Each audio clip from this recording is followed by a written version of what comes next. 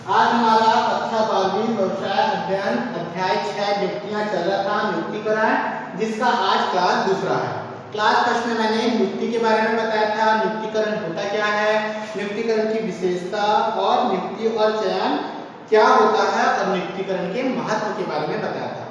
आज हम लोग भर्ती की नीतियों के बारे में पढ़ेंगे, ठीक, कि कंपनी में किस प्रकार भर्ती की नीतियां अपनाई जाती है, इसके बारे में हम लोग आज इसका चर्चा करेंगे। बोलता है इस संसार में किसी भी कार्य को संपन्न करने के लिए कुछ मार्गदर्शक या सिद्धांत आवश्यकता पड़ती है। ये मार्गदर्शक या सिद्धांत ही भर्ती की नीतियां कहलाती है।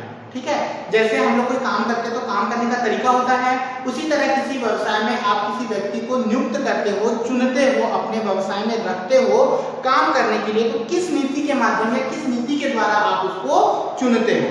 आदर्श नीति या आदर्श भर्ती नीति प्रत्येक स्वामी मतलब अभिकर्ता के लिए आवश्यक है कि वह उसका पालन करे। वर्तमान में भर्ती का कार्य सभी वर्गीय प्रबंध।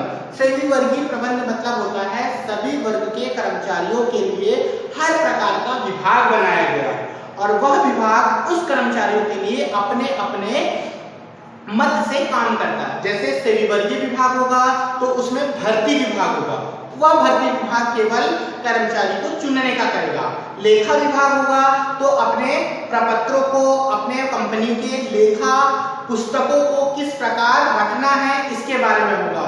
वित्तीय विभाग होगा तो वित्तीय विभाग में जितने कर्मचारी काम कर रहे हैं उसका देखरेख करना, पैसे का लेन देन करना, पैसे का हिसाब किताब रखना, इसकी जानकारी वित्तीय विभाग। अर्थात हर एक व्यवसाय में कुछ ना कुछ कर्मचारी के लिए एक विभाग बनाया गया है जिसको सेवी वर्गीय, और सेवी वर्गीय का मतलब होता है सभी वर्ग के कर्मचारियों के लिए। सेवी वर्गीय विभाग मतलब होता है सभी वर्ग के कर्मचारियों के लिए, ठीक, प्रबंध द्वारा किया जाता है। अतः इन्हीं निम्न बातों का ध्यान रखना चाहिए।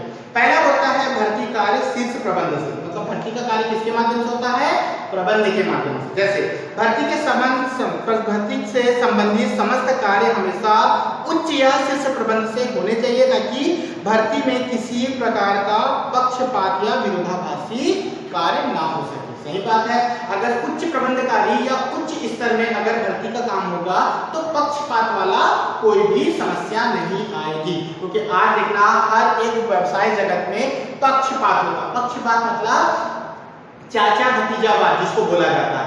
सर मेरा रिश्तेदार है, इसको काम में रख लो, हाँ आजा काम में, लेकिन उसके पास क्या क्वालिफिकेशन है, क्या योग्यता है, काम के लिए सही है या नहीं, इस चीज को नहीं देखा जाता है ना। तो योग्य व्यक्ति को ना रख के हम अपने पहचान को, रिश्तेदार को काम में रखते हैं, जिसपे पक्षपात होता है। जिसका काम के लिए जो व्यक्ति सही है उसको ना रखकर हम ऐसे व्यक्ति को रख लेते हैं जिससे हमारे व्यवसाय में हानि होती है। इसलिए बोला गया है कि पक्षपात रहित होना चाहिए। दूसरा बोलता है विभिन्न विभागों के लिए रिक्त स्थानों की जानकारी।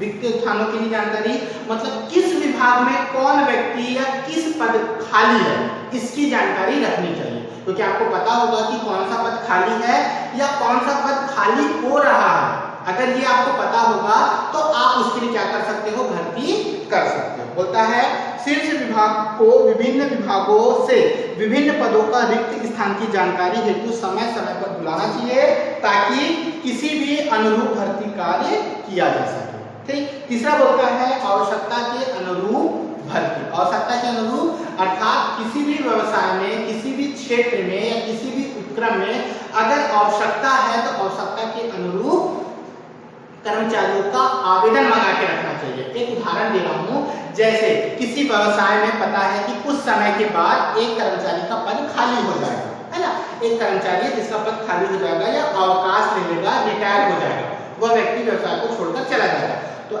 ऐसी स्थिति में क्या करना चाहिए कि उस स्थान के खाली होने के पहले क्या कर लेना चाहिए, भर्ती के लिए आवेदन मंगा लेना चाहिए। जैसे वो स्थान खाली होगा आप नियुक्त कर लो, भर्ती कर लो और तुरंत उसके स्थान पर उसको कार्यरत कर लो, जिससे आपका काम नहीं रुकेगा, किसी भी व्यवसाय का काम। क्यों? क्योंकि उसके जाने के बाद उसका काम तो देखने वाला कोई ना कोई होना चाहिए। इसलिए बोलता है आवश्यकता के अनुरूप भर्ती। अगर आपको आवश्यकता लग रही है आप क्या करते जाओ, व्यवसाय में भर्ती करते जाओ। ठीक, अगला बोलता है भर्ती हेतु अलग विभाग।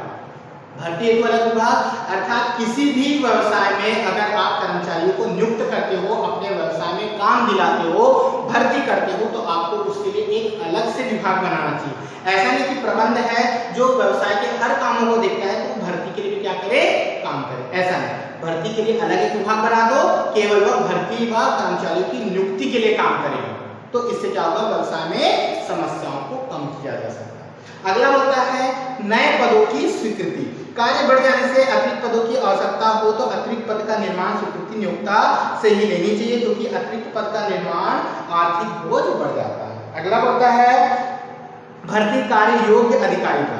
भर्ती का जो काम होता है वो किसके द्वारा होना चाहिए, योग्य व्यक्ति के द्वारा। आप लोग देखे होंगे जो इंटरव्यू होता है या परीक्षा होती है, ये सब किसके द्वारा होता है, योग्य व्यक्ति। इंटरव्यू कौन लेता है, योग्य व्यक्ति के द्वारा ही संपन्न कराया जाता है। अगला होता है भर्ती पक्षपात रहित होना चाहिए, मतलब जो भी कर्मचारी की आप नियुक्ति करोगे या भर्ती करोगे वो पक्षपात होना चाहिए, पक्षपात रहित होना चाहिए, मतलब आप किसी पर भेदभाव या पक्षपात नहीं करना चाहिए। जो काम के अनुकूल व्यक्ति होगा उसी को ही व्यवसाय में रखना चाहिए। भर्ती पूर्व आश्वासन नहीं, भर्ती पूर्व आश्वासन नहीं। अगर किसी कर्मचारी को आप आश्वासन दे दो, ऐसा नहीं करना चाहिए, नहीं हमारा खाली होगा तो हम आपको ही रखेंगे, ऐसा नहीं बोलना चाहिए। ठीक है, जो व्यक्ति योग्य होगा, जो व्यक्ति उस कार्य के लिए सक्षम होगा, व्यवसाय के हित में काम करेगा, आप उस व्यक्ति को बोलो। लेकिन आश्वासन दे दो कि नहीं काम ये खाली होगा तो हम आपको ही रखेंगे, ऐसा आश्वासन नहीं देना चाहिए। अगला होता है योग्यता को प्रधानता। योग्यता को प्रधानता, जो व्यक्ति योग्य है, काम के लिए सही है, उसको ही क्या करना चाहिए, काम के लिए नियुक्त करना चाहिए। अगला होता है विभिन्न स्रोतों से सुझाव।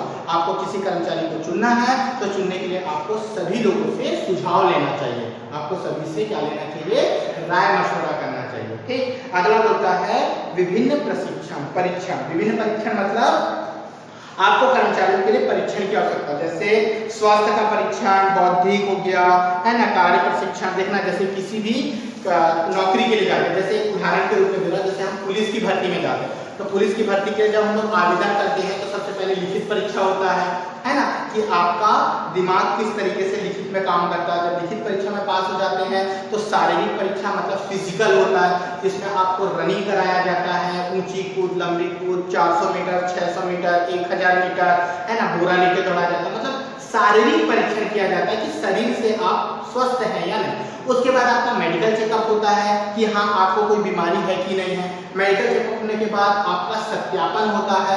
सत्यापन से मतलब है आप जो सर्टिफिकेट अपने योग्यता के अनुसार कि हाँ मैं इतना पढ़ा लिखा हूँ, उसका आपका सत्यापन होगा, वेरिफिकेशन होगा।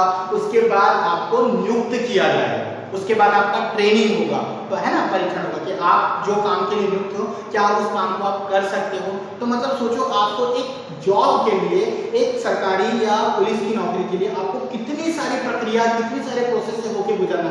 पहले लिखित परीक्षा देना, उसके बाद आपको फिजिकल परीक्षा मतलब आपको फिजिकल देना, उसके बाद आपका शारीरिक मतलब जो मेडिकल चेकअप है वो देना, उसके बाद आपका सत्यापन होगा, फिर इंटरव्यू होगा, फिर आपको भर्ती करने के बाद आपको ट्रेनिंग दिया जाएगा। उस ट्रेनिंग में पास हो गए तब आपको क्या मिलेगा, नौकरी मिलेगी। तो ये सब क्या होता है, आपको विभिन्न प्रकार के परीक्षण होते हैं और इसी परीक्षण के बाद आपको किसी व्यवसाय में या किसी जगह आपको जॉब प्राप्त होगा। ठीक है। उसके बाद आता है भर्ती के स्रोत। भर्ती के क्या क्या स्रोत हैं कि भर्ती आप किस प्रकार से कर सकते हो। पहला आंतरिक स्रोत और दूसरा बाह्य स्रोत। तो आंतरिक स्रोत में आता है विभिन्न स्तर के उच्च स्तर पर पद। ठीक, निम्न स्तर से उच्च स्तर पर पदोन्नति, आपका प्रमोशन हो जाना। जैसे आपके ऊपर कोई एक कर्मचारी था, आपका जो हेड था वो क्या हो गया, रिटायर होकर चला गया, उसका पद खाली हो गया और आप उस काम का अनुभव रखते हैं, तो आपका निम्न पद से उच्च पद में क्या हो जाएगा, पदोन्नति हो जाएगा।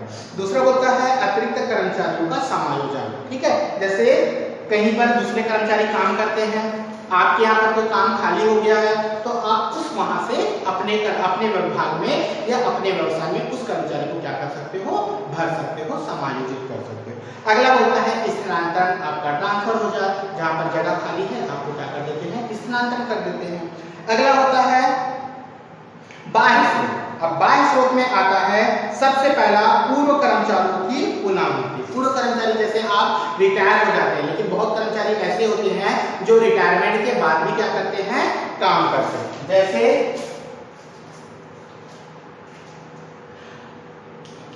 रेलवे में रेलवे में देखना आजकल बहुत सारी ऐसी नीतियां हैं जो रेलवे में रिटायर हो जाते हैं ड्राइवर गार्ड, अगर वो सक्षम है काम करने के हैं तो देखना वो फिर से रिटायरमेंट के बाद वो लोग क्या कर लेते हैं, काम कर लेते हैं। उसी को बोलता है कि पूर्व कर्मचारी की पुनर्नियुक्ति। पूर्व कर्मचारी जो पहले से कर्मचारी थे उनको हम क्या कर दिए, फिर से अपने व्यवसाय में काम कर दिए।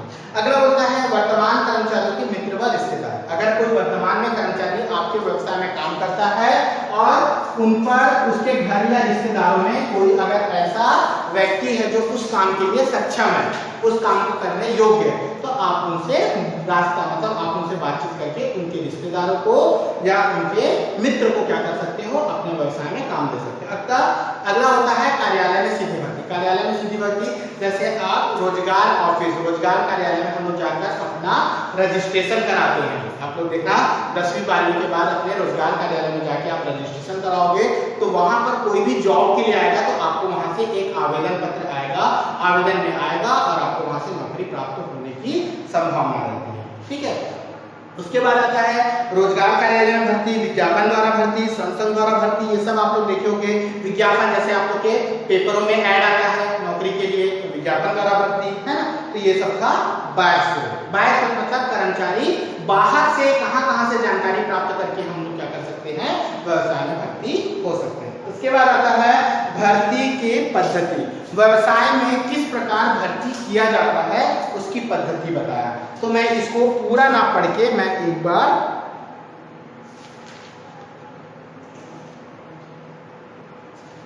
पढ़ देता हूं। देखिए, पहला मध्यस्थों द्वारा भर्ती। मध्यस्थ मतलब आप किसी मीडिएटर के द्वारा, मध्यस्थ मतलब जो बीच में व्यक्ति काम करते हैं उनके माध्यम से आप किसी व्यवसाय में भर्ती होते हो। दूसरा बोलता है विज्ञापन द्वारा भर्ती। विज्ञापन मतलब न्यूज़पेपर में, समाचार में, इंटरनेट में, मोबाइल में देखना मैसेजेस आते हैं, है ना। न्यूज़पेपर में, समाचार पत्र में, पत्रिकाएं में सब जगह सूचना आती है, हमारे यहाँ पर जॉब खाली है, आइए हमारे यहाँ भर्ती हुई। देखना आप लोग एक बार देखना विज्ञापन वाला है उसमें आपको मिलेगा, तो विज्ञापन द्वारा भर्ती होता है। उसके बाद रोजगार कार्यालय में बताया भी, आप किसी भी 10वीं 12वीं जितनी आपकी योग्यता है उस योग्यता के आधार पर आप अपना रोजगार कार्यालय में नामांकन दीजिए, फॉर्म भरिए, उसके माध्यम से आपको भर्ती हो जाएगी वहां के माध्यम से।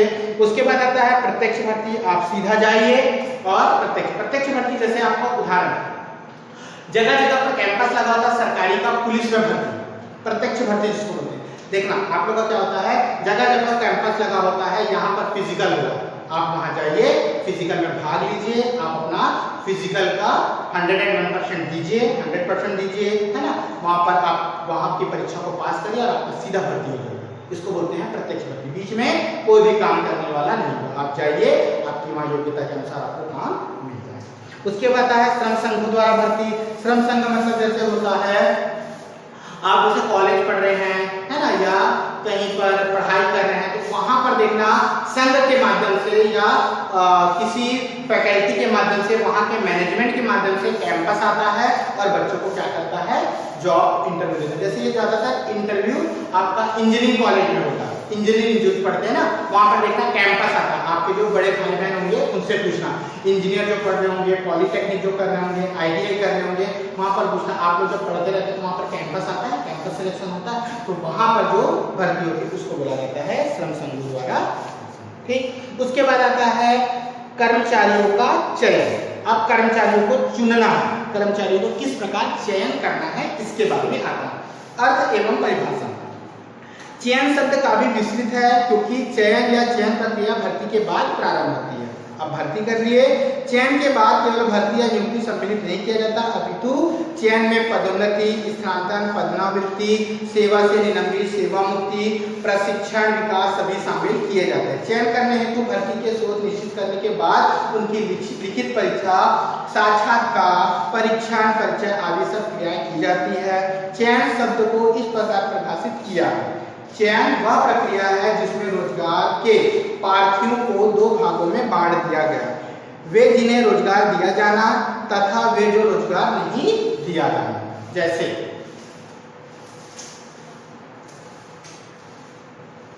चयन, आपके पास 2000 लोग उपस्थित हैं, ठीक है। आप भर्ती करने के बाद चयन करना, चयन करने के लिए इस 2000 में आपके पास केवल 100 लोगों के लिए जगह खाली है। अब इस 100 में, इस 2000 में मेरे को केवल 100 लोगों को चुनना है, चयन करना है। मैं कैसे करूंगा?